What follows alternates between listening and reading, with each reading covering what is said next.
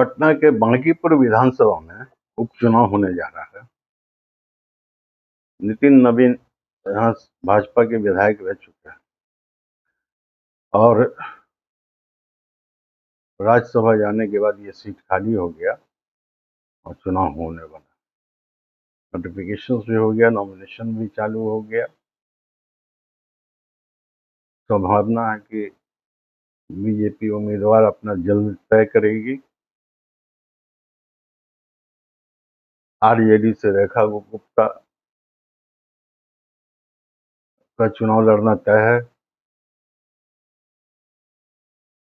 लेकिन सबसे चौंकाने वाला जो चर्चा आजकल चल रहा है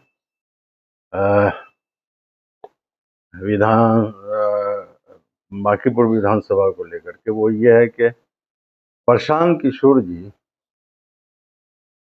यहाँ से विधानसभा का चुनाव लड़ने जा रहे हैं। इसको लेकर के ये विधानसभा चर्चा में आ गया है। अब प्रशांत किशोर चुनाव तो लड़ने जा रहे हैं, ठीक है, उनका राइट है, हक है, चुनाव लड़ें, लेकिन वोट जो है उनके पास कितना है ये तो वो खुद जानते होंगे। ये विधानसभा क्षेत्र कायस्थ बहुल क्षेत्र है और सबसे ज्यादा वोट कायस्थों का बीजेपी को जाता है, भारतीय जनता पार्टी को जाता है 100 में 100%। कहीं पे इसमें दो राय नहीं है। और इसके अलावा अन्य जातियां जो हैं, वैश्य समाज हो या अपर कास्ट हिंदूज हो, उन लोगों का भी वोट भारतीय जनता पार्टी को चला जाता है। एक बहुत बड़ा vote bank Bharatiya Janata party के साथ है। अब प्रशांत किशोर जी चुनाव लड़ रहे हैं, वो किस बेसिस पे चुनाव लड़ रहे हैं, कौन सा आधार है, कौन सा वोट बैंक है, ये समझ में नहीं आ रहा है।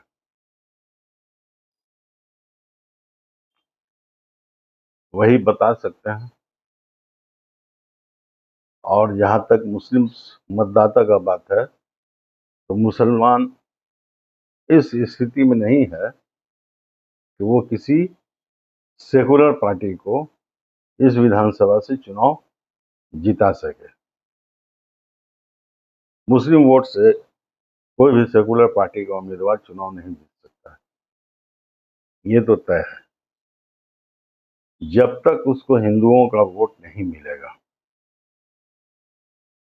और भारतीय जनता पार्टी पे ये नियम लागू नहीं होता है। भारतीय जनता पार्टी का अपना वोट है, अपने मतलब कायस्थ समुदाय का वोट है, इसके अलावा अन्य जातियों का वोट है।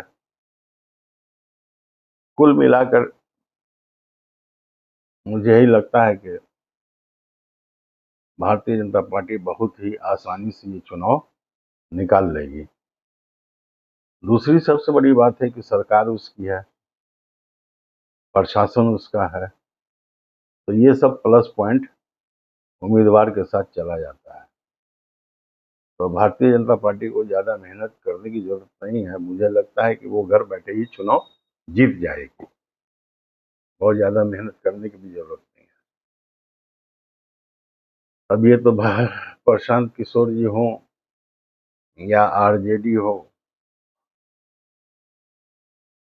एक डाउट जरूर है। चुनाव लड़ना अधिकार है, चुनाव तो लड़ेंगे ही,